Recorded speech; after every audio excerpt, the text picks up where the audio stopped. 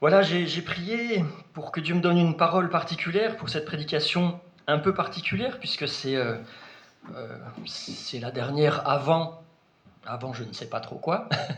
Dieu seul sait. Peut-être que ce sera dans pas longtemps, peut-être que voilà, Dieu sait toutes choses. C'est lui qui connaît l'avenir de chacun d'entre nous.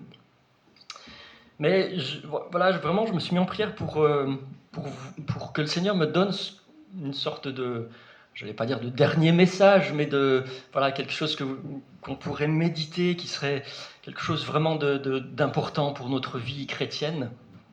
Je ne suis pas comme l'apôtre Paul qui fait ses adieux en envoyant avec ses lettres, etc. Voilà. Et Dieu m'a mis à cœur un mot qui a résonné très fort dans mon cœur et qui est très présent dans la parole de Dieu. Et j'aimerais que, voilà, on partage, on médite ce mot ce matin. Alors on va faire 3 lectures, on va commencer par 3 lectures. Nous allons commencer par 3 lectures qui reprennent ce mot que j'ai à cœur de vous partager ce matin, qui est le thème de mon message ce matin. 2 textes dans l'Ancien Testament et un texte dans le Nouveau Testament. Le premier texte dans l'Ancien Testament, c'est ce moment où Moïse veut voir Jésus. Je ne sais pas si vous vous souvenez, il dit « Seigneur, montre-moi ta face, je veux te voir, je veux te voir. Je veux que tu te révèles vraiment à moi. » Alors Dieu répond à sa requête, mais voilà, à sa manière particulière. Hein, c'est pas nous qui avons à dicter à Dieu sa manière de nous répondre. Et on peut lire la réponse de Dieu quand il passe devant Moïse dans Exode 34 au verset 6. L'Éternel passe devant Moïse et il prononce ces paroles ainsi, Exode 34, 6, il dit « L'Éternel passa devant lui, devant Moïse, et il s'écria « L'Éternel, l'Éternel, Dieu miséricordieux et compatissant, lent à la colère, riche en bonté et en fidélité. » Amen.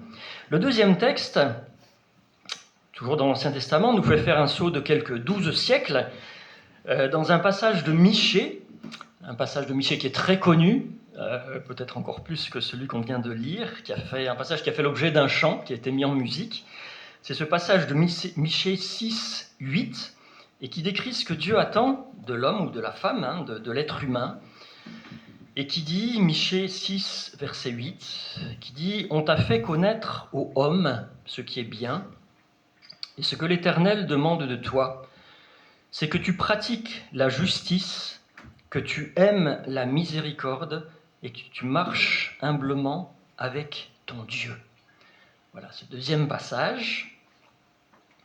Le premier qui a trouvé le mot thème gagne rien, mais voilà. Et puis on fait un saut à nouveau de quelques 6 siècles après ce passage de Michée pour entendre Jésus réutiliser ce mot qui est presque à l'origine du monde, parce que c'est Moïse dont on a parlé au tout début. Et c'est dans ce passage particulier qui fait partie du sermon sur la montagne, où Jésus monte sur la montagne et puis il enseigne. Et ce passage fait partie des béatitudes, vous savez, heureux, ceux qui, etc.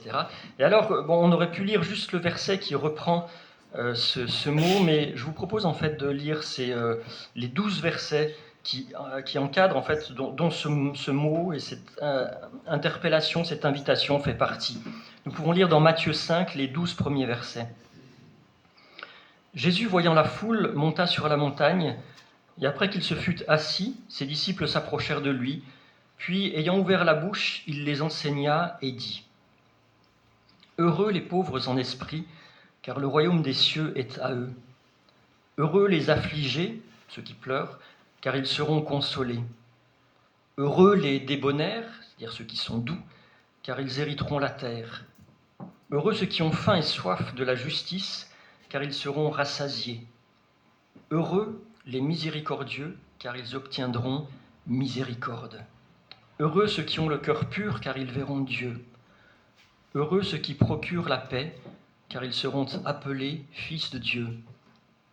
Heureux ceux qui sont persécutés pour la justice, car le royaume des cieux est à eux.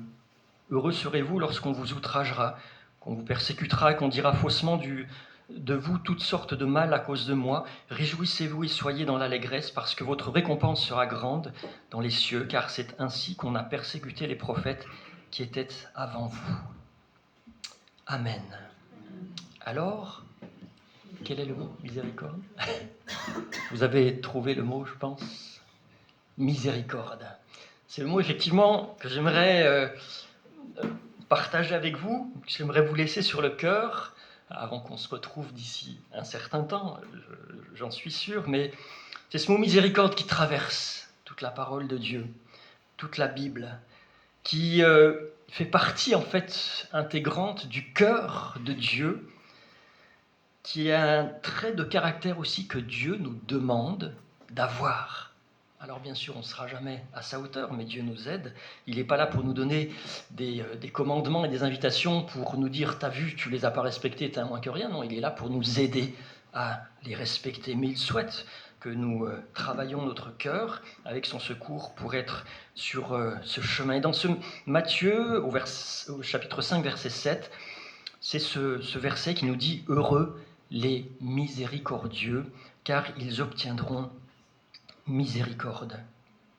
Alors, au travers de ces trois textes qu'on a lus, on peut se demander et se dire, mais lorsque Jésus parle de cette miséricorde, qu'est-ce que c'est la miséricorde? Qu'est-ce que c'est que la miséricorde? Et puis on peut se demander aussi, mais alors, Jésus dit, ils obtiendront miséricorde, mais qui va l'obtenir, la miséricorde?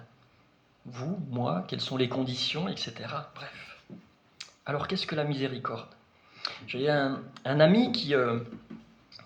je ne sais pas exactement comment décrire en fait ce qu'il fait. En fait, il fait des sketchs un peu improvisation pour des enfants et aussi pour des adultes, mais essentiellement pour des enfants. Mais il y a des adultes qui viennent et moi j'ai assisté à différents de ces spectacles et j'ai eu vraiment le cœur touché par ce qu'il enseignait. C'est peut-être parce que je suis resté un peu, j'ai pas trop grandi. Enfin bon, bref.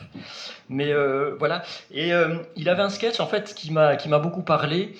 C'était qui parlait de miséricorde justement et il illustrait en fait dans son sketch, hein, je ne vais pas tout raconter parce que ça serait très mal fait, mais il y avait quelqu'un qui était par mégarde tombé au fond d'un puits et il n'arrivait pas, je ne sais pas si ça vous est déjà arrivé, je crois pas, mais enfin j'imagine bien tomber au fond d'un puits de 10 ou 15 mètres sans rien, sans une corde, sans poulie, etc. pour remonter. Bon courage, c'est juste impossible. Et alors, il racontait l'histoire de, voilà, dans son récit, de cette personne qui était tombée au fond de ce puits de 15 mètres de profondeur et qui ne pouvait pas remonter. Et il disait, eh bien, Jésus est venu et puis il lui a tendu, il a déroulé une corde très solide à laquelle l'homme a pu s'accrocher et puis Jésus l'a remonté du fond de ce puits. Alors il disait, la miséricorde, voilà, c'est Dieu qui vient te tirer de ta misère avec sa corde. Voilà. Alors, bon, c'est une belle image. Je ne sais pas si étymologiquement, etc., c'est très fidèle. Je ne le crois pas d'ailleurs, mais c'est une belle image. C'est une belle image. Alors, mais on va continuer à creuser la question. La miséricorde, c'est un mot qui est composé en fait de deux mots latins, miserere qui signifie avoir pitié, et puis cordis, c'est le cœur. Voilà, miséricorde, avoir pitié avec le cœur. Et le cœur, c'est quand la Bible parle du cœur, c'est pas juste comme ça une petite image, une petite idée comme ça en passant. Non, le cœur, c'est vraiment quelque chose. C'est le siège des émotions. C'est là où ça nous touche au plus profond de notre cœur. La miséricorde, la miséricorde. Se laisser toucher par la souffrance de l'autre, avoir compassion de la situation de l'autre, de sa souffrance, de souffrir avec lui. Alors, j'ai continué un petit peu ma recherche pour voir ce que le monde et ce qu'aujourd'hui on dit de la miséricorde. Et je suis allé voir dans un dictionnaire, donc le dictionnaire le Robert, pour citer mes sources, la définition de miséricorde. Parce que vous savez, les mots quelquefois évoluent un petit peu dans leur sens. La définition est la suivante: sensibilité au malheur d'autrui. Donc là, on est d'accord, hein, sensibilité au malheur d'autrui. Mais il rajoute quelque chose qui est interpellant. Il dit pitié par lesquels on pardonne aux coupables. Il y a une histoire de pardon là voilà. Et puis j'ai cherché donc la définition de miséricordieux. Donc miséricordieux, qui a de la miséricorde, jusque-là ça va, mais il rajoute encore qui pardonne facilement. Miséricordieux qui pardonne facilement. Oui, un sujet qui fâche. On pensait parler que de la miséricorde, et là on va être obligé de parler du pardon. Mince, vous allez m'en vouloir à la fin, et vous allez dire, Manu, tu ne reviens pas nous voir avant un certain temps. Alors, replaçons les choses dans le contexte. Les paroles de Jésus, au moment où Jésus prononce ces paroles, il s'adresse premièrement au peuple juif, n'est-ce pas, qui est dans l'attente du sauveur, du Messie, de celui qui va délivrer Israël du joug de l'esclavage des Romains. Et puis, parmi son auditoire, parmi ce peuple élu, il y a les représentants, ceux qui étaient nommés comme les représentants de Dieu, les pharisiens, les docteurs de la loi, les sacrificateurs, etc., qui montraient, en principe, comment suivre Dieu de manière fidèle. Mais ils étaient devenus avec le temps, ils étaient devenus des sortes simplement de religieux, avec une religion superficielle, avec des actes en fait, en apparence qui avaient la forme extérieure de la piété, mais qui étaient extrêmement légaliste, qui étaient extrêmement durs, où il y avait, pour revenir à notre mot, où il y avait zéro miséricorde. Zéro miséricorde. C'est peu importe ta situation, peu importe ce que tu as dans le cœur, non, c'est il faut faire ça. Si tu n'as pas fait ça, eh ben écoute, tu dégages. Voilà, c'était ça. La religion à laquelle que suivaient et qu'instruisaient ces personnes à qui Jésus s'adressait. Ces pharisiens étaient là à l'écoute de Jésus, ces docteurs de la loi, et Jésus est là aussi avec eux, face à eux. Il n'est pas là pour faire un discours politique en vue d'être élu, non, parce que Jésus, vous savez, la politique, il en est loin, et il n'est pas là pour brosser les gens dans le sens du poil, non, comme le font nos politiciens actuellement, mais il est là pour, quelque part, réveiller le cœur de ceux qui l'écoutent. Il est là pour les mettre en face de leurs responsabilités, en l'occurrence du pharisianisme du cœur de ceux qui l'écoutent, c'est-à-dire du décalage entre leur discours et puis ce qu'ils ont au plus profond du cœur. Et je dirais, là, dans ce qu'on a lu, heureux ceux qui sont, tout ce qu'on a lu, heureux les miséricordieux, on peut dire que Jésus, il commence un petit peu soft comme discours. Parce qu'on peut voir au fil et à mesure des Écritures que Jésus, quelque part, répète son discours parce que c'est la base, la miséricorde. Il répète ses interpellations, mais de plus en plus fortes, de manière de plus en plus forte. Et à la fin de l'évangile de Matthieu, là on était au début de l'évangile de Matthieu, à la fin de l'évangile de Matthieu, à ces mêmes personnes qu'il a exhortées au début, avec bienveillance, il leur dit dans Matthieu 23, 27, il dit quelque chose, attention, bon, ça va, vous êtes assis, mais il dit à ces personnes, vous ressemblez à des sépulcres blanchis, qui paraissent beaux en dehors, mais qui au-dedans sont pleins de rapines, sont pleins d'ossements, de morts et de toute espèce d'impureté. Waouh! Là, c'est costaud, hein. Là, il n'est plus simplement à dire heureux ceux qui, etc. Non, votre cœur, il est comme ça. En extérieur, voilà, tout est beau, tout est blanc, comme les sépulcres, les tombeaux blancs au Moyen-Orient, c'est des belles choses, bien blanches, mais à l'intérieur, c'est plein d'ossements, de morts et de toute espèce d'impureté. Face à ses propres justes, eh bien, Jésus tente de leur faire comprendre ce qui est réellement important aux yeux de Dieu. On a lu ce qu'on a appelé les béatitudes, hein, les heureux, ceux qui, etc. Et on voit que, en fait, les 4 premières, là, celle qui nous intéresse, c'est la 5e, hein, heureux les miséricordieux. Il y en a 4 avant. Et les quatre qui précèdent, en fait, quelque part, nous indiquent comment nous voir devant Dieu. C'est plus une relation entre Dieu et nous, entre nous et Dieu. La disposition de cœur que l'homme doit avoir pour entrer dans le salut de Dieu. Et puis, cette 5e béatitude, la miséricorde, elle nous tourne plus vers l'extérieur, n'est-ce pas? Elle nous tourne plus vers l'autre. je dirais, les quatre premières parlaient en fait de ceux qui sont pauvres en esprit.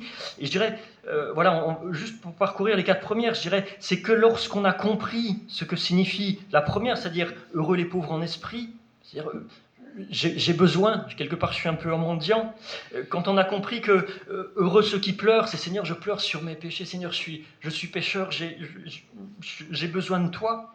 Heureux ceux qui sont doux, oui, on a besoin de la douceur, et puis de la justice. Eh bien, c'est lorsqu'on a ces quatre dispositions de cœur, la justice non pas ma propre justice, mais qu'on a accepté la justice de Dieu et son pardon, eh bien c'est quand on a ces quatre dispositions de cœur qu'on peut commencer à réfléchir et à réfléchir sur la miséricorde et à exercer la miséricorde.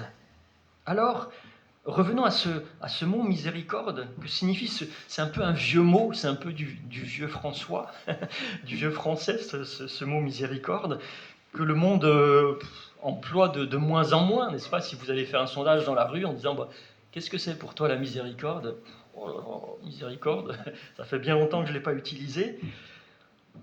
À l'extérieur, mais est-ce que ça fait pas bien longtemps qu'on l'a pas utilisé aussi dans nos églises? Je sais pas, je pose la question, je pose des questions comme ça, excusez-moi, pardonnez-moi. Mais à réfléchir, miséricorde. Alors, regardons brièvement quelques textes pour nous aider à comprendre ce qu'est la miséricorde selon Dieu. La miséricorde qui s'est premièrement exercée envers nous. Je vous lis quelques textes. Je ne sais pas si c'est utile en fait de tous les afficher, il y en a peut-être quelques-uns, mais dans Tite 3,5, Dieu nous a sauvés selon sa miséricorde. Ah, Dieu nous a sauvés selon sa miséricorde. Et puis un verset important, peut-être qu'on peut afficher dans Daniel 9,9. Dans Daniel 9,9, qui nous dit quelque chose d'important, enfin toute la Bible est importante, mais elle dit « Auprès du Seigneur notre Dieu, la miséricorde » auprès du Seigneur, Daniel 9,9, auprès du Seigneur notre Dieu, la miséricorde et le pardon, car nous avons été rebelles envers lui. Auprès du Seigneur notre Dieu, la miséricorde et le pardon. Ah, tiens, ça nous rappelle la définition de M. Robert, enfin qui a vécu bien des années après Daniel, n'est-ce pas?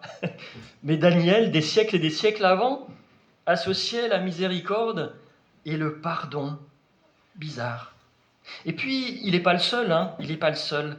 Je lis simplement, vous pouvez juste noter pour la référence le psaume 130 que vous pourrez relire tranquillement à la maison, mais qui associe aussi le pardon et la miséricorde. Le psalmiste dit « Si tu gardais le souvenir des iniquités, Seigneur éternel, mais qui pourrait subsister? Mais le pardon se trouve auprès de toi. » Et un peu plus loin, il dit « Mon âme compte sur le Seigneur, plus que les gardes ne comptent sur le matin. » Que les gardes ne comptent sur le matin. Israël, mets ton espoir en l'Éternel, car la miséricorde est auprès de l'Éternel. Là aussi, le psalmiste associe le pardon et la miséricorde. L'auteur de ce psaume, c'est quelqu'un qui a conscience, en fait, de son péché, qui cherche le pardon, et qui sait que ce pardon ne provient que d'une chose, il vient de la miséricorde de Dieu. Et il est clair, avec ces versets que nous avons partagés, qu'on ne peut pas penser à la miséricorde sans penser à la manière avec laquelle elle s'exprime. La miséricorde, elle s'exprime dans le pardon. Et on ne peut pas penser au pardon sans considérer la source du pardon qui est la miséricorde. Dieu nous pardonne parce qu'il est miséricordieux. Sans sa miséricorde, pas de pardon, et donc pas de salut. Et donc on retourne à notre détresse. Mais le pardon n'est pas la seule expression de la miséricorde de Dieu. Et on l'a lu dans ce passage d'Exode 34, verset 6, où je le relis. L'Éternel passa devant Moïse et s'écria à l'Éternel, Éternel Dieu miséricordieux, mais il ne s'arrête pas juste là, il est compatissant, il est lent à la colère, riche en bonté et en fidélité, qui conserve son amour jusqu'à 1000 générations, qui pardonne l'iniquité, la rébellion et les péchés, mais qui ne tient pas le coupable pour innocent. Attention. Il y a aussi ça aussi. Le pardon, c'est un acte donc de miséricorde. Et on ne peut réellement pardonner à quelqu'un si la miséricorde n'agit pas au plus profond de notre cœur. Avoir pitié au plus profond de notre cœur. S'il n'y a pas de miséricorde, il n'y a pas de vrai pardon. Et il n'y a que le pardon de notre bouche si on est dit qu'on a exercé la miséricorde sans pardonner. C'est finalement du légalisme. Alors, on continue à creuser ce terme, on continue à remonter le fil, ou la corde. Voilà. On a dit que le pardon et le salut proviennent de la miséricorde. D'accord? Donc là, jusque-là, vous êtes d'accord avec moi? Ça va? Le pardon et le salut proviennent de la miséricorde de Dieu. Mais la miséricorde de Dieu, quant à elle, où est-ce qu'elle trouve sa source? Pourquoi Dieu a été miséricordieux envers nous? Eh bien, la Bible nous donne la réponse dans beaucoup d'endroits, mais j'ai retenu ce verset de l'apôtre Paul dans Éphésiens 2,4 qui nous donne la réponse, qui nous dit « Mais Dieu, qui est riche en miséricorde à cause du grand amour dont il nous a aimés. » Il est riche en miséricorde à cause du grand amour dont il nous a aimés. Et là, on reparle à nouveau de l'amour de Dieu. Dieu nous aime d'un amour inconditionnel. On a du mal à comprendre ce mot amour tellement il est dénaturé à notre époque actuelle. On met le mot amour sous toutes ses sauces, n'est-ce pas? On fait des grandes promesses, on dit je t'aimerai, etc., etc. Et puis le lendemain, on dit non mais tu as mal compris, je me suis mal exprimé, les trahisons, etc. Je pense que si on faisait le tour en fait de des personnes qui sont là, de toute notre assemblée ce matin, en disant les traumatismes qui sont liés à l'amour humain, je pense qu'on n'aurait pas suffisamment de la journée, n'est-ce pas, pour partager tout cela. Mais du coup, quelquefois, on a du mal à imaginer que Dieu nous aime d'un amour mais tellement pur, tellement parfait et tellement inconditionnel. Quoi qu'on puisse lui faire à Dieu, il nous aime. On peut l'insulter, on peut lui cracher au visage, on peut lui tourner le dos, eh bien, il nous aimera quand même. Parce que Jésus, lorsqu'il a monté ce chemin, qu'il monte à Golgotha pour aller payer le prix de nos péchés, il a tout accepté. Il a accepté les insultes, il a accepté les crachats, il a accepté de vivre ce procès le plus injuste que la terre n'ait jamais connu, le plus inique. Lui qui n'était coupable de rien, il a accepté de prendre sur lui l'accusation, notre propre accusation, pour que nous soyons libérés de nos péchés. Alors c'est ça cet amour de Dieu. Dieu est riche en miséricorde à cause du grand amour dont il nous a aimés. La miséricorde trouve sa source dans l'amour de Dieu. Et alors on peut se dire, mais quelle est la différence entre la miséricorde et l'amour? Quelle est la miséricorde de l'amour? Parce que je crois que la miséricorde, l'amour est plus grand que la miséricorde de Dieu. C'est l'amour qui amène la miséricorde de Dieu. Et quelle différence du coup entre la miséricorde et l'amour? Je crois que la miséricorde de Dieu, c'est une attitude qui découle de son amour et qui s'exprime de manière concrète mais ponctuelle. N'est-ce pas? Quand on est dans une situation particulièrement difficile, qu'on a besoin de quelque chose de particulier, alors Dieu nous délivre par sa miséricorde, n'est-ce pas? Alors que l'amour de Dieu, il s'exprime et il agit en tout temps. En tout temps, Dieu nous aime.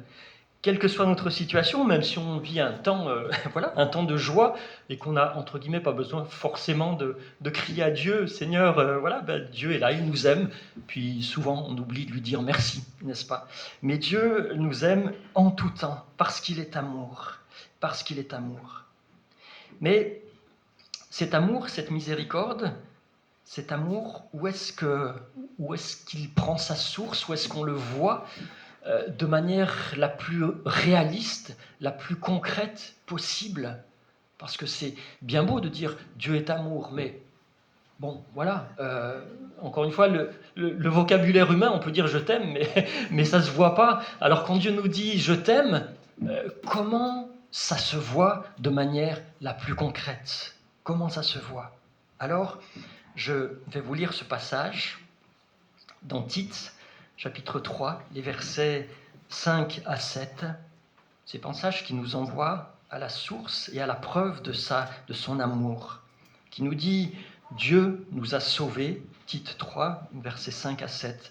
« Il nous a sauvés, non à cause des œuvres de justice que nous aurions faites, mais selon sa miséricorde qu'il a répandue sur nous avec abondance par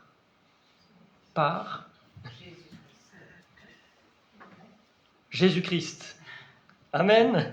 Par Jésus-Christ, notre Sauveur, afin que, justifiés par sa grâce, nous devenions en espérance héritiers de la vie éternelle, selon sa miséricorde qu'il a répandue sur nous avec abondance par quelqu'un dont je vous parle tous les dimanches et dont je vous dis, si je ne vous ai pas parlé de Jésus-Christ un dimanche matin, vous pouvez me mettre à la porte et me licencier sans indemnité ni préavis. Par Jésus-Christ, c'est le centre de tout, c'est le centre de la parole de Dieu, c'est le centre du projet de Dieu, et bien pour venir à la rencontre de l'homme et pour rétablir cette communion qui a été rompue par le péché. Dieu agit ainsi envers nous, il agit par amour qui se traduit par sa miséricorde en Jésus-Christ et par Jésus-Christ qui lui nous offre le pardon, Jésus-Christ. À qui d'autre irions-nous qu'à toi? Tu as les paroles de la vie éternelle. À qui d'autre iriez-vous qu'à Jésus? Venez à Jésus. C'est lui l'amour, c'est lui la source de l'amour, c'est lui qui peut comprendre toute situation, parce qu'il a vécu toutes les situations. Il a vécu la trahison, il a vécu l'infamie, il a vécu l'humiliation, il a vécu les crachats, il a vécu l'injustice, les accusations. Venez à lui, il peut vous comprendre dans chaque circonstance de votre vie. Venez à Jésus. Et lui est allé jusqu'au bout, alors que nous aurions abandonné bien avant que lui soit monté sur la croix, n'est-ce pas? On aurait dit non, c'est trop difficile, faire ça pour ceux qui me méprisent, qui me haïssent, qui m'humilient. Faire ça, non, c'est bon, j'arrête. Mais lui est allé jusqu'au bout. Par amour, c'est un amour inconditionnel. Donc venons à Jésus et revenons sans cesse à lui. Amen. Pour qui est la source de l'amour et qui est la source de la miséricorde. Mais l'histoire n'est pas finie, parce que c'est à notre tour que Jésus nous demande d'exercer la miséricorde, d'être miséricordieux envers les autres, n'est-ce pas? Heureux les miséricordieux. D'accord? Heureux les miséricordieux. Comme Habacuc le disait, ce que l'Éternel attend de toi, c'est que tu aimes la miséricorde, qu'on aime la miséricorde. Ça veut dire que nous aussi, nous devons laisser nos cœurs d'abord être touchés, effectivement, par la compassion de Dieu, mais être touchés ensuite par la compassion envers ceux qui souffrent, pardonner lorsqu'on nous a fait du mal, parce qu'il y a la notion de pardon dans la miséricorde, et puis aimer quand bien même nous ne sommes pas aimés. Jésus a dit « aimez vos ennemis ». Ça ne veut pas dire qu'il faut aller à la rencontre de nos ennemis pour nous prendre des claques, bien sûr. Il y a une certaine sagesse quand même dans la parole de Dieu, bien sûr, une grande sagesse. Mais voilà, dans ce monde où il semble que la miséricorde ait de moins en moins de place, eh bien, nous qui avons touché, qui avons été au bénéfice de la miséricorde de Dieu, eh bien, nous sommes appelés à faire preuve de miséricorde, comme Dieu a fait miséricorde envers nous. Comment nous qui avons besoin de cette miséricorde renouvelée, eh bien, pouvons-nous ne pas manifester de miséricorde envers notre prochain? Ça serait quelque part insensé de notre part, n'est-ce pas? Et c'est pourquoi le Seigneur le rappelle à plusieurs reprises dans Luc 6, 36, il dit « Soyez miséricordieux, comme votre Père est miséricordieux ». C'est répété plusieurs fois dans la parole de Dieu. Alors on peut se dire, oui, être miséricordieux, mais de quelle manière pouvons-nous répondre à ce commandement de notre Seigneur Jésus? Eh bien, un des pères de l'Église disait, l'amour est inventif à l'infini. Il n'y a qu'à voir quand on aime quelqu'un, un garçon qui aime une jeune fille ou une jeune fille qui aime un garçon, enfin bon voilà, quand on s'aime, on trouve mille et une manières, n'est-ce pas, d'aller à sa rencontre et de lui faire comprendre. L'amour est inventif à l'infini, et des fois, quand on est devant des choses que Dieu nous demande, on se dit, mais c'est trop compliqué, c'est pas possible. Eh bien, c'est qu'on n'a pas vraiment l'amour de Dieu dans notre cœur et qu'on a besoin que Dieu renouvelle son amour dans notre cœur et qu'ensuite que de l'abondance du cœur, la bouche parle. La miséricorde doit s'exprimer de manière concrète, de manière pratique, pour que nous ne soyons pas des religieux stériles, loin de Dieu. Et il y a mille et une manières d'être miséricordieux. On peut être miséricordieux dans le domaine matériel, par exemple. Alors là, je vous renvoie à l'épître de l'apôtre Jacques, n'est-ce pas, qui est très concret dans ces choses-là, dans le domaine matériel, relire Jacques. Comment est-ce qu'on réagit quand on rencontre une personne dans le besoin? Est-ce qu'on laisse agir la miséricorde? Ou est-ce qu'on ferme nos yeux devant ceux qui ont besoin, devant ceux qui n'ont rien, alors que nous sommes dans l'abondance, même si on ne roule pas en Ferrari. L'abondance, c'est pas rouler en Ferrari, n'est-ce pas? Mais simplement de pouvoir avoir un véhicule ou autre, de pouvoir manger à notre faim. Comment est-ce qu'on réagit devant des gens qui sont dans le besoin? Il y a quelque temps de cela, j'étais à Genève et j'étais allé à un culte à une église, la cathédrale Saint-Pierre, en fait, dans le vieux Genève, bon, qui est une cathédrale protestante, en fait, mais très institutionnelle. Alors, je veux pas critiquer, mais à la fin du culte, donc, je sors, j'étais avec une amie, je sors, et puis à la sortie du culte, devant les escaliers qui descendent, comme ça, il y avait quelqu'un qui faisait la manche, qui demandait, un peu d'argent. Et je me souviens d'une réaction, il y avait une dame assez âgée, très très fardée, avec je pense que sa permanente devait dater de la veille, etc., avec des bagues quasiment à chaque doigt, et dont je pense, je ne suis pas spécialiste, mais je pense qu'une seule de ces bagues, si elle la vendait, ça pouvait assurer notre quotidien jusqu'à la fin de nos jours. Et cette dame qui regarde ce pauvre garçon, un jeune qui avait juste un petit chapeau devant lui, qui s'adresse à lui et qui lui dit, mais d'un ton dédaigneux, mais qui lui dit, mais vous pourriez pas aller faire ça ailleurs? Waouh! Je suis tourné vers elle, je lui ai dit, écoutez, je ne sais pas si je peux vous appeler ma sœur, mais je lui dis, mais s'il vient pas à la sortie de l'église, où est-ce qu'il peut aller? Quel autre endroit le plus approprié que la sortie d'une église où il y a des chrétiens qui, en principe, ont entendu la parole de Dieu, qui doivent avoir leur cœur rempli de l'amour de Dieu et qui doivent être sensibles à la misère de leur prochain. Côté pratique, moi je suis content quand je vois qu'à la fin du culte, il y a Jean-Pierre et Evelyne qui foncent à côté dans le garage pour préparer quelques petits colis pour des gens qui attendent, même s'ils ne sont pas venus au culte, c'est pas grave, exercer la miséricorde. Voilà, de manière pratique. Et puis on peut l'exercer aussi, cette miséricorde, dans le domaine relationnel. Relationnel et spirituel, les deux sont liés, vous savez. Si vous êtes fâché avec votre frère dans l'église, c'est pas juste du relationnel, c'est du spirituel aussi. Les deux vont ensemble. Comment est-ce qu'on réagit quand on nous fait ou qu'on nous a fait du mal, qu'on a dit des choses, est-ce qu'on laisse agir la miséricorde par le pardon, puisque les deux sont intimement liés, ce pardon qu'on offre de tout notre cœur? Et puis, comment aussi est-ce qu'on agit quand un frère ou une sœur dans notre église ou notre prochain passe par des temps difficiles? Est-ce que on dit ouais, bonjour, le dimanche matin, oui, ça va bien, ouais, bon culte. Et puis après, à midi, écoute, bonne semaine. Ou est-ce qu'on prend du temps pour les encourager? Ou est-ce qu'on leur dit, le pasteur va te visiter, n'est-ce pas?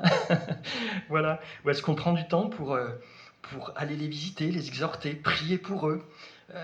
Et là aussi, je suis heureux de voir que certaines personnes dans notre église prennent du temps pour visiter, pour accompagner, pour secourir, pour vraiment prendre du temps pour porter certains frères et sœurs qui passent par des situations difficiles.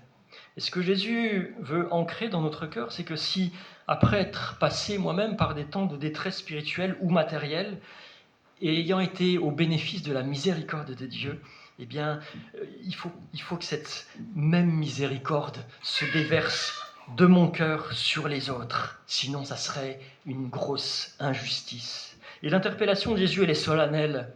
Vous savez, on doit prendre conscience, en fait, que ce choix d'exercer la miséricorde ou de ne pas l'exercer, elle aura des conséquences sur l'autre, bien sûr, mais aussi sur ma vie. Et je relis cette parole de Jésus. « Heureux les miséricordieux, car ils obtiendront miséricorde. » Il y a une sorte de condition, en fait. La miséricorde, le miséricordieux obtient la miséricorde. C'est quelque part une sorte de cercle vertueux. Et à l'appui, il y a beaucoup de textes bibliques. Alors j'en ai noté pas mal, mais je vais juste en lire un. Dans 2 Samuel 22, 26, vous pouvez lire « À celui qui est bon, tu te montres bon. Avec l'homme droit, tu agis selon ta droiture. » Voilà, c'est la réponse de Dieu à celui qui se montre bon. Mais si Dieu qui promet d'être miséricordieux avec nous si nous le sommes, eh bien le contraire est vrai aussi. Le contraire est vrai aussi. Je citerai 2 textes en fait pour cela, et puis un troisième pour enfoncer le clou. L'apôtre Paul nous dit dans Jacques 2,13, il dit « Car le jugement de Dieu est sans miséricorde pour qui n'a pas fait miséricorde. » Oui, là ça se complique un petit peu. Voilà, jusque-là maintenant on avait juste l'invitation de Jésus, heureux les miséricordieux, ils obtiendront miséricorde. Bon, ça va, je m'en sors à peu près. Mais Jacques nous dit, le jugement de Dieu est sans miséricorde pour qui n'a pas fait miséricorde. Ce n'est pas une option. C'est prenons garde de prendre ces avertissements du Seigneur à la légère. Comme Jacques dirait un peu, ne vous bornez pas à écouter la parole, mais mettez-la en pratique. Et l'apôtre Paul aussi nous rappelle ça dans Romains 2,13, il dit « Ce ne sont pas ceux qui écoutent la loi qui sont justes devant Dieu, mais ce sont ceux qui la mettent en pratique qui seront justifiés. » La mettre en pratique, exercer la miséricorde. On peut dire, ouais, alors Jacques et Paul, bon, ils sont un peu sévères quand même, hein, vous trouvez pas? Non, ils sont un peu sévères. Alors, je vais revenir à celui qu'on ne peut pas traiter de sévère. Si, il est sévère envers les pharisiens et les hypocrites, mais je parle de Jésus-Christ. Et un peu plus loin, un peu après avoir prononcé ce discours de ces béatitudes, heureux, eh bien Jésus dira dans Matthieu 5, verset 20, il dira « Car je vous le dis, si votre justice ne surpasse pas celle des scribes et des pharisiens, vous n'entrerez point dans le royaume des cieux. » Oups, là c'est encore le cran au-dessus, avertissement supplémentaire. Et souvenez-vous de cette parabole, vous pourrez la relire, la noter, la relire et la méditer dans votre cœur, cette parabole de Matthieu 18. Vous savez, cet homme qui devait une grosse somme d'argent, et puis le créancier lui remet cette somme d'argent. Et cet homme, dès qu'il sort, en fait, il trouve un autre de ses concitoyens qui lui devait une toute petite somme d'argent. Et il le prend par le cou, il lui dit « Rends-moi la somme que tu me dois !» Et l'autre lui dit « Mais fais-moi pitié, j'ai pas de quoi te rendre, donne-moi du temps. » Et cet homme n'a aucune miséricorde pour celui qui lui doit de l'argent, et il le jette en prison jusqu'à ce qu'il lui ait remboursé. Juste une petite échelle de valeur. Vous savez, celui à qui il a été remis la grosse dette, c'était 10 000 talents. Il devait 10 000 talents à cette personne-là. 10 000 talents, c'est pas précisé si c'est des talents en argent ou en or, mais si c'est des talents en or, ça fait 8 millions d'euros. D'accord ? 8 millions d'euros. Si c'est des talents en argent, c'est 8 millions d'euros. Si c'est des talents en or, c'est 128 millions d'euros. D'accord ? Donc là, on est dans des montants énormes. Donc ça, c'est la dette qui a été remise à celui qui ne pouvait pas payer. Et cet homme à qui a été remis cette dette, vous savez combien lui devait, celui qu'il va trouver en le saisissant par le cou et en lui disant « Rends-moi l'argent que tu me dois » et qu'il le jette en prison jusqu'à ce qu'il ait rendu sa dette, payé sa dette. Vous savez combien ? La conversion, j'ai fait l'actualisation, 14 euros. 14 euros. Mais au-delà des chiffres, c'est juste pour dire que voilà, le créancier avait remis une dette qu'il n'aurait jamais pu payer. Comme notre péché, on n'aurait pas pu le payer tout seul. Mais la conclusion de cette parabole, Jésus nous la livre et c'est un avertissement. Le maître de ce serviteur livra au bourreau cet homme qui n'avait pas exercé la miséricorde, et en disant « C'est ainsi que vous fera mon Père céleste si vous ne pardonnez pas chacun à son frère de tout votre cœur. » C'est pas de l'évangile Chamallow, hein. C'est pas de l'évangile Chamallow. On peut se dire oh Jésus, tu vas un petit peu fort, mais non. C'est ce à quoi Dieu nous appelle, ce à quoi Dieu nous appelle. Et je ne crois pas me tromper si je pense que lorsque Jésus dit « Heureux les miséricordieux, car ils obtiendront miséricorde », cela signifie en fait « malheureux », c'est-à-dire dans le sens littéral, non bénis par Dieu, malheureux ceux qui n'exercent pas la miséricorde, parce qu'ils n'obtiendront pas la miséricorde de la part du Père. Et ça rejoint les passages que je vous ai lus de la part de Jacques, de Paul, etc. La parole de Dieu est solennelle. Jésus n'est pas en train de donner les règles d'un moment de jeu comme ça, voilà, qui se termine dans quelques minutes. Non, il est en train de dire quelles sont les conditions pour faire partie du royaume de Dieu. Et dans le Notre Père aussi, il nous dit « Pardonne-nous nos offenses, comme nous pardonnons à ceux qui nous ont offensés. » Alors, mes amis, mes frères, mes sœurs, c'est en vivant et en montrant toutes ces choses que la bénédiction de Dieu sera sur nous, que nous montrerons au monde ce que c'est que d'être chrétiens, des petits Christ. Et c'est en vivant cela aussi que nous serons sauvés. Parce que si Dieu pardonne nos péchés, nous sommes invités à travailler à notre salut. À travailler à notre salut. Et on doit remettre les choses en ordre dans notre vie. On a besoin d'entendre et de réentendre ce message, j'allais dire, d'évangélisation. Oui, on peut dire que c'est un message, entre guillemets, d'évangélisation, enfin, ou d'édification, parce que ça ne sert à rien d'en avoir plein la tête, comme ces docteurs en théologie, voilà, si on ne met pas en pratique ce qui est simple à mettre en pratique. Et comme je vous disais, je crois que je l'ai déjà dit dimanche dernier, dans la parole de Dieu, ce qui me gêne, ce n'est pas ce que je ne comprends pas. Ce qui me gêne, c'est ce que je comprends et dont j'ai tellement de mal à le mettre en pratique et dont j'aurai toute la vie pour le mettre en pratique avec le secours de l'Éternel.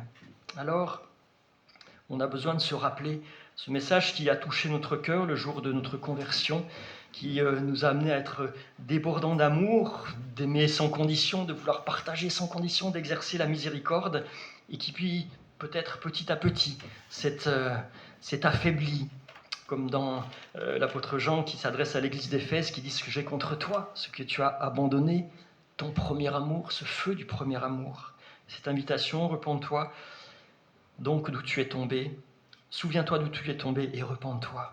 Alors on a besoin, oui, de se repentir, de se réformer tous les matins devant Dieu, tous les matins, tout à nouveau réaliser, oui, qu'on a été aimé, et donc on doit aimer, qu'on a été pardonné, qu'on doit pardonner, qu'on a reçu la miséricorde et qu'on doit exercer la miséricorde.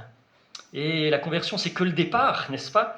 C'est pas la ligne d'arrivée, la conversion, c'est que le départ d'une vie exigeante où on n'a aucun compromis à faire avec nous-mêmes, avec notre homme charnel, avec cette tentation d'être bien plus miséricordieux envers nous, en minimisant notre péché, que d'être miséricordieux envers les autres, en les montrant du doigt. Non, nous avons besoin chaque jour de la miséricorde de Dieu. Amen. Nous avons besoin chaque jour du pardon de Dieu. Nous avons besoin chaque jour de l'amour renouvelé de Dieu dans notre cœur, de cette miséricorde.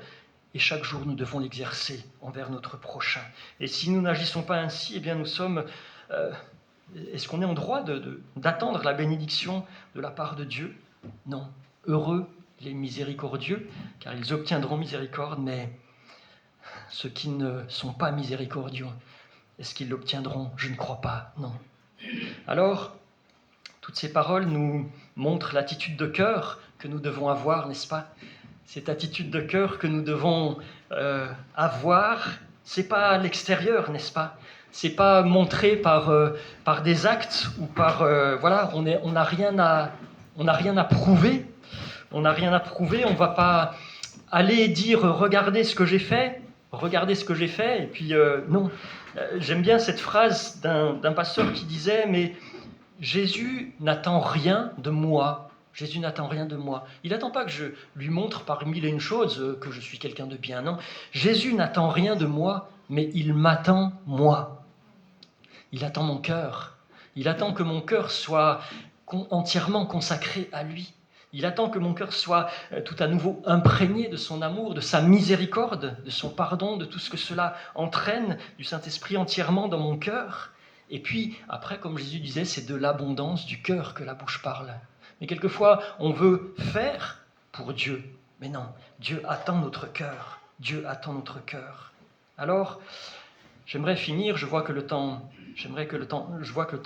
passe, et j'aimerais finir par quelque chose de concret, de pratique, de concret. Et donc en posant une question, est-ce que ce matin, ici, il y a des frères et sœurs qui se disent « Bon, Manu, c'était sympathique ton message ce matin, mais ça ne me concernait pas. C'est-à-dire, ok, moi je suis suffisamment miséricordieux. Est-ce qu'il y en a ici qui... Moi je reste, parce que non, je ne le suis pas du tout. Mais s'il y en a qui disent, c'est bon, moi je suis suffisamment miséricordieux, bon, peut-être vous pouvez y aller, je ne vous en voudrais pas, le culte est fini pour vous. Mais il n'y a personne qui part, non, c'est bon? Personne n'a répondu non, peut-être par politesse, je ne sais pas. Mais si nous réalisons effectivement que nous manquons de miséricorde, alors soyons concrets. Si nous pensons manquer de miséricorde, eh bien, pensons à qui, envers qui nous manquons de miséricorde. Dans quelle situation nous manquons de miséricorde? Est-ce que c'est, je ne sais pas, par rapport à un collègue de travail, par rapport à un voisin qui est trop bruyant, par rapport peut-être quelqu'un dans ma famille physique, dans ma famille spirituelle, envers qui je manque de miséricorde? Peut-être, je ne sais pas. Je ne sais pas lire dans les cœurs, mais Dieu sait lire, il sonde les cœurs et les reins. Et je vous invite à courber peut-être votre front pour laisser résonner dans votre cœur ces paroles de Jésus, ces paroles du prophète Habacuc, ces paroles de l'Éternel qui se montrent à Moïse et qui parlent de miséricorde, et de réfléchir justement, pratiquement, à quelqu'un ou dans une situation envers qui vous manquez de miséricorde. Si le Saint-Esprit vous montre une situation en particulier, eh bien, allez plus loin, faire ce pas, ne pas vous arrêter là. Mais maintenant, mettre cette situation devant Dieu, mettre peut-être cette personne devant Dieu, cette situation devant Dieu, et puis demander pardon à Dieu, parce que manquer de miséricorde, c'est un péché, on a besoin du pardon de Dieu, et Dieu nous le donne, et puis demander le secours du Saint-Esprit, pour que Dieu nous donne cette dose supplémentaire de miséricorde qui est puisée dans l'amour de Dieu. Donc que Dieu nous donne cette dose supplémentaire d'amour pour cette situation, cette personne. Demandez. Et vous savez, Dieu vous répondra, parce que sa parole nous dit, celui qui demande reçoit, celui qui cherche trouve, et l'on ouvre à celui qui frappe. Alors prenons un court temps de silence devant le Seigneur pour que nous puissions laisser le Saint-Esprit travailler nos cœurs afin de rentrer dans ce cercle vertueux de la miséricorde divine dont nous nourrirons et que nous exercerons au nom de Jésus-Christ et à la gloire de notre Seigneur. Parce que heureux les miséricordieux, car ils obtiendront miséricorde.